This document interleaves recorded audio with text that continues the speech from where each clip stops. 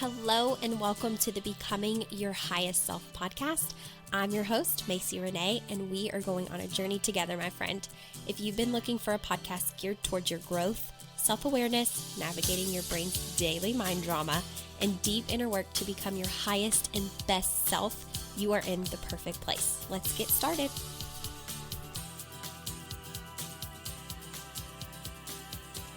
Hey guys, welcome back to another episode of Becoming Your Highest Self podcast. I'm Macy Renee. I'm so excited to have you back.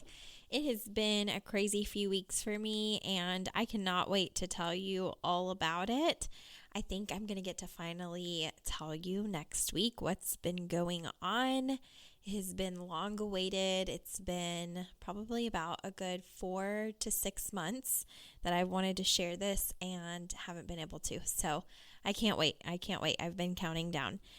Anyways, we are going to talk about victim mentality today. I gave my 365 Facebook Live listeners an option, and one of my clients actually commented on it and said she'd love to hear about victim mentality. And I don't think that I've talked about it on the podcast before, but it's a really important topic. So we're going to dive into that. So victim mentality was something that was really challenging for me when I first received coaching. And here's the reason why. So if you are new here, you may not know this, but if you've been listening or, to the podcast for a while, or you've caught up on a bunch of episodes, I started therapy when I was 6 years old, and I was in therapy on and off for 17 years. That was to help heal a lot of things that happened in childhood, and to just kind of make sure my mental state was okay, how I was processing everything. And there were certain time periods in life where life was really, really hard. And so therapy was super helpful for me during those 17 years that I did therapy. But one of the things that I learned throughout my 17 years of therapy was that it was great for having people hold the space for me, and people being like the clinicians, right? Psychologists, psychiatrists, I've been to them all, counselors, however you want to label the different professionals, I've been to all of them. But one of the things that I learned very quickly is that they were great at holding the space for me, but oftentimes I would go in week after week after week repeating the same stories over and over and over again. And I was always validated for the things that had happened in my life. I was never made to feel shame or wrong about what I was experiencing, how I was processing it. And I think that that is what is so great about therapy. It really gave me a safe place to share what was going on in my life, share all of the things that were happening to me that I felt like were happening to me at the time, right? All of the things that I couldn't control, the family members I couldn't control, the horrendous situations that I had been put in. It was so nice to be able to share all of those things, and on the other end, have someone, shake their head, yes, write it down so they remembered what we were talking about, being able to ask questions to help me go a little bit deeper into those stories, and ultimately validating that my feelings were not wrong. And that was amazing for 17 years. But after 17 years, I ended up finding a life coach, and I actually hired my first life coach, Stacey Bayman, for reasons outside of any kind of therapy, counseling reasons. I hired her because I was in a relationship marketing company. I wanted to advance in that path. So I thought, and I hired her because I thought she could help me scale this business. And while she definitely could have, a lot of my personal family stuff, a lot of my limiting beliefs kept coming up, and they kept getting in the way. And I wasn't able to bring in the money that I wanted to make, or achieve the goals that I was wanting to hit, because I could not get out of my own way. I kept having patterns come up. I kept having triggers come up. And Stacey ended up helping me a lot at that time. She doesn't do this type of coaching anymore, but She helped me really see where my power lied, right? Where I could take back the power that I felt like I had lost, and where I felt completely out of control. And I used to tell her all the time, I feel like I don't know up from down, left from right. I feel like I don't even know who I am. I am so lost, and it's because all of these horrible things happened to me. This and this and this happened in my childhood, and this and this and this is how I was raised, and this and this and this, and I could go on for days. And honestly, for the first year of life coaching, Stacy really held the space for me. She, was very neutral but very empathetic to what I had experienced. But a year into coaching, I will never forget it. I was at a retreat of hers. I had paid $3,000 for 4 days of a retreat in Michigan. It was amazing. It changed my life. I have no regrets. I think I've shared that with you guys before. But I can remember at this point we had been coaching together. It wasn't even quite a year. It was almost a year, maybe 7 months. And I was doing the same thing that I would do in therapy. I would bring up and rehash old stuff all of the time, right? Everything kept coming up because nothing was quite healed. Like, therapy was helping me process, but it wasn't actually like moving me forward. That's what I found in my 17 years. It wasn't like ridding of everything, right? And I don't even know that you necessarily get rid of everything as much as you learn how to gain your power back. And I'm sure that there are therapy methods out there and therapists that help people now move completely forward. But in my 17 years starting in childhood, I had never quite moved forward. I always felt heard, but I didn't really have strategies given to me to move forward. And the difference in coaching is that they look at it very progressively, right? So therapy is kind of like for you if you're below what we would call in the healthcare field, because my background's in occupational therapy, below baseline. So what I would look for in my patients back when I was practicing occupational therapy before becoming a coach, full-time coach, I would look for people who stopped getting dressed every day, stopped putting makeup on, stopped fixing their hair, right? If they stopped their daily routines and they kind of seemed not themselves, I knew that they were below baseline. So if they were below baseline, that might mean they need some attention as far as their mental and emotional health. And typically that's when someone is a great fit for therapy. When someone is a great fit for coaching, it's when you're still, you're getting up every day, you may be having some anxiety, and maybe at times you have moments of feeling a little depressed or out of body, but it's not impacting your daily living skills.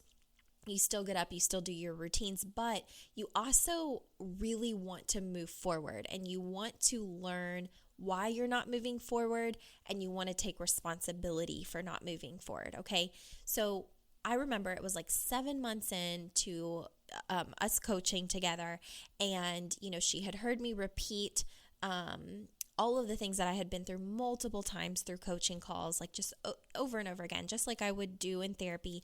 And the difference was she looked me in the eyes and she said, I have something I want to say that can totally change your life, but you may be really pissed off when I say it. And if you're wanting to change your life and you want to hear it, I'm happy to say it to you. But if you want to stay in the place that you're in and feel the way that you feel right now, you don't have to hear it from me. Just say that you don't want to, and that's okay. And I had to think about it for a minute, you guys, because it was scary to think on the other end, in her mind, she was seeing something that I wasn't. And I didn't know if I wanted to hear it, because it felt extremely daunting to think, what is she going to say that, is it going to make me mad? Am I going to hate her after she says it? Is this going to change our relationship together? But that's the thing about a coach-client relationship, is that it's not your best friend, right, saying the hard thing. Like, your best friend kind of commiserates with you. A coach is really that person that powerfully helps you see a part of yourself that you haven't seen and holds the space for you to see it. And so ultimately I ended up, afraid, but I said yes. And she said to me, you're responsible for what you're experiencing in your life right now. You're responsible for what you're feeling. And if you keep blaming the people that have hurt you, and you keep, perseverating on the stories and the things that happened in the past, your life will continue to look exactly how it is right now. And the way that I know that is because you have been talking about this in pain for 7 months. And you have told me you've gone to therapy for 17 years with this pain. If you don't take responsibility for it, it's going to keep coming up. It was so hard to hear. I cried probably the rest of the day, but it was also very profound because from that moment forward, what I learned of was something called victim mentality. And I had unconsciously been engaging in this victim mentality of, if the people in my life that have hurt me don't change, don't say sorry, don't take responsibility in their own life, then I can never step into my greatness. I'll never be successful. I'll never be able to get over this. I'm going to be damaged forever. Like, I need them to say sorry, or I need them to be different, or I need them to share how they, have hurt me, or the mistakes that they've made. And the thing about it is, you can't control other people. We have no control over other people. We have no power over other people, right? Think of people who are in relationships with someone who's very controlling and manipulative. We call that abusive. So you cannot change other people. And if you're trying to control and manipulate and, make decisions for other people, you're not in your ultimate power. Your ultimate power, and this is what I teach, right? Self-mastery. Your ultimate power is being fully 100% responsible for yourself. Now, when you're in the midst of a storm and you have had trauma, maybe you've had, physical abuse in your past, domestic abuse, sexual abuse. Maybe you have grown up experiencing loss and you've had a lot of grief, or, you were raised by someone other than maybe your biological parent and you have a lot of pain associated with that, depending on how your situation played out. Either way, it's very easy for people to fall into a victim mentality. It's very easy for our brain to say, the reason I'm this way is because this happened to me and I had no control.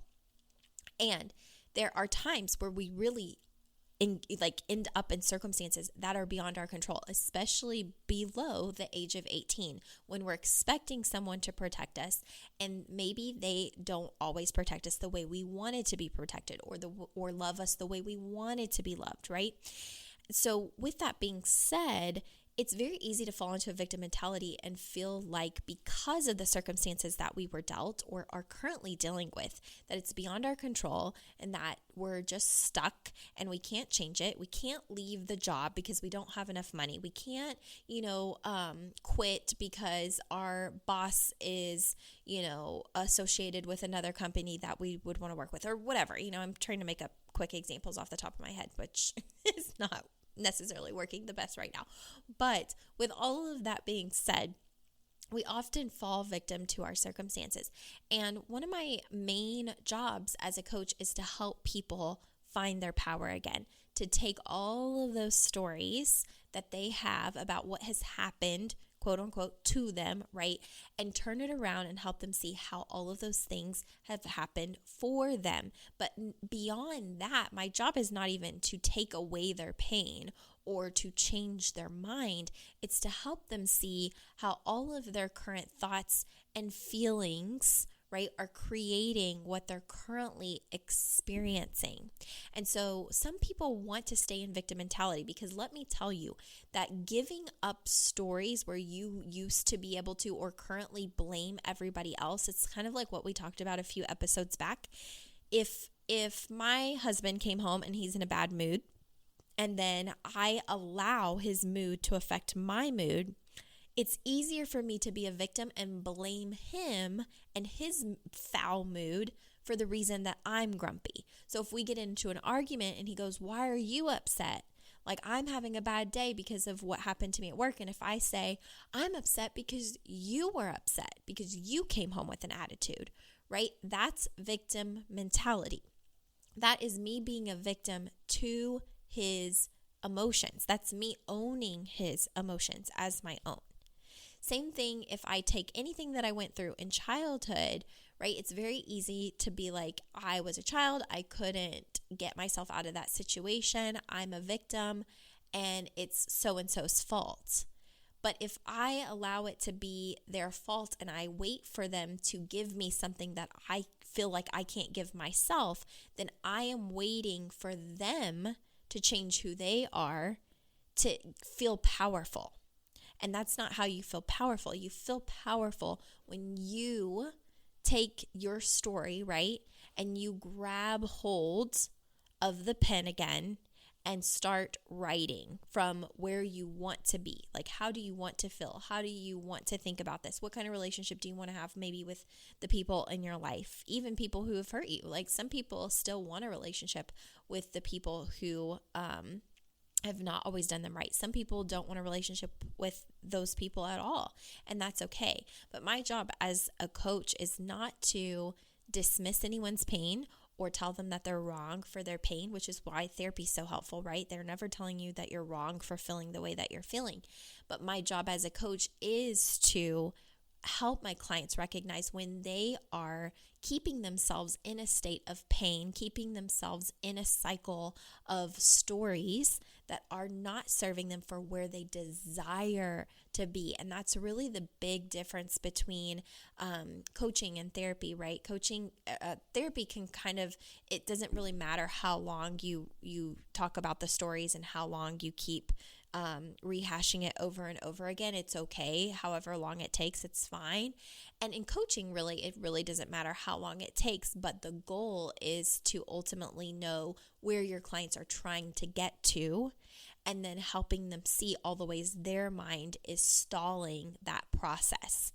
And when you're in victim mentality, it's very easy to not always see all the ways that your brain is keeping you there. Because when you decide that you're going to let go of the victim story, what happens is you actually have to turn inside of yourself and you have to do the inner work that is very painful and very hard to do. It's kind of like if you're in a marriage that you're not happy with, right? And you feel like the reason that you're not happy is because your partner is not being a good partner to you, right? Maybe you all have a history. Maybe you fight all the time. Maybe they've done something that you feel like now you can't trust them as well. And because of that, you feel like my marriage is miserable because of this person.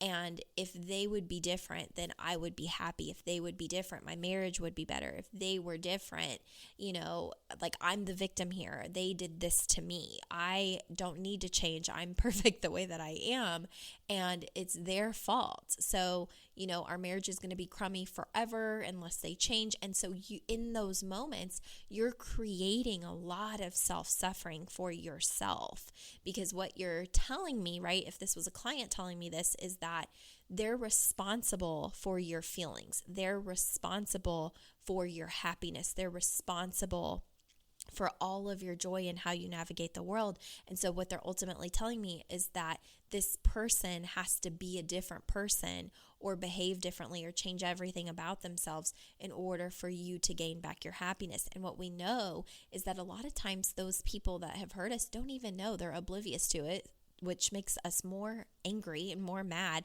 that they don't seem to understand the amount of pain that we're in. But the reason that they don't is because they're not in our body, right? That's not their power. Their power is their body. Your power is your body, your mind, your emotion, your energy. And so when you've given it away to someone else, you are in a victim mentality, and it's okay to be there. That's the thing. If my clients come to me and that's what they're telling me, I have a lot of empathy for that. I understand what it's like to be in that position. I was in that position for 17 years of my life until my coach lovingly, directly, and sternly said, if you keep holding on to these stories and keep rehashing them over and over again and keep reliving the pain over and over again, this is going to be a result that you keep creating. You've done it for 17 years, and your brain has the capacity to keep you in it for another 17 years.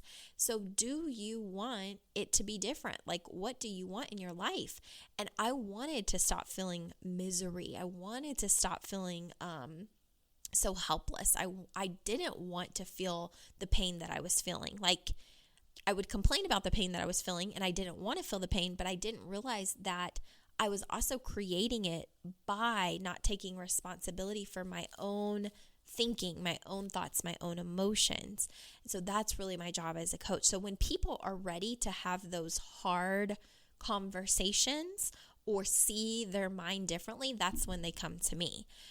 If they're not ready to see all of those things yet, like even on a consult, if someone thinks that they're ready to hire me, but they're not ready to see victim mentality, or they're not ready to acknowledge, or maybe take responsibility yet, or they're not ready to move forward. They just want to talk about it over and over and over again, everything that happened to them.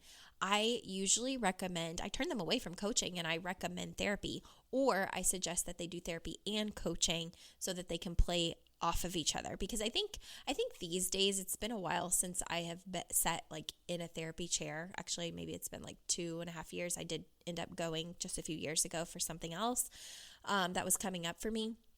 But I think now there's probably a lot more tools, especially with the coaching industry. I think therapists are kind of bridging some coaching, some therapy tools together, which is amazing. And I don't think therapy's, worse or better than coaching, or coaching's better than therapy. I think that they both have a beautiful place.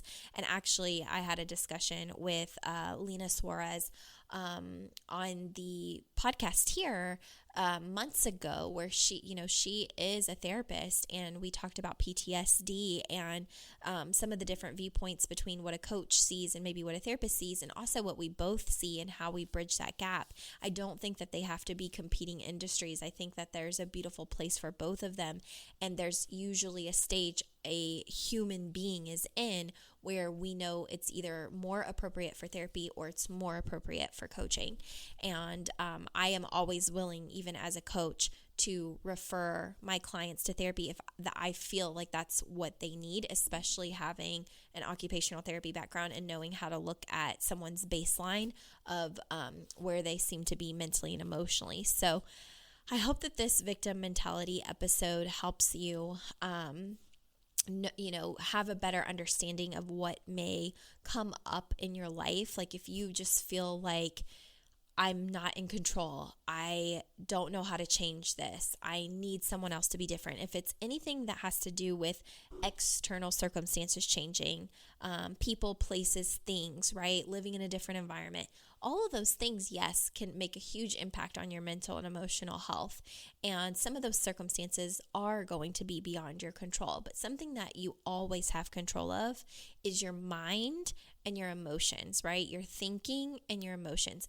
But let me just say this, is that there has to be a willingness to grow in self-awareness. And that's really what self-mastery means for me. And that's what becoming your highest self is about. It's such a keen amount of self-awareness. If you're not willing to become more self-aware, it's going to be very hard to change all the things that you may need to change in order to get the result that you're wanting to create in your life. So if you need help with that, please reach out to me. Next podcast, I will be announcing something special. I turned 30 this year. I've got some great things up my sleeves. I turned 30 on October 10th. Super excited to enter a new decade. I'm sure it's going to be the best decade yet.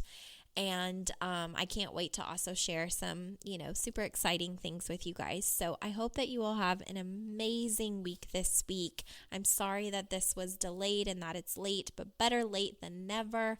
I will see you guys again next week.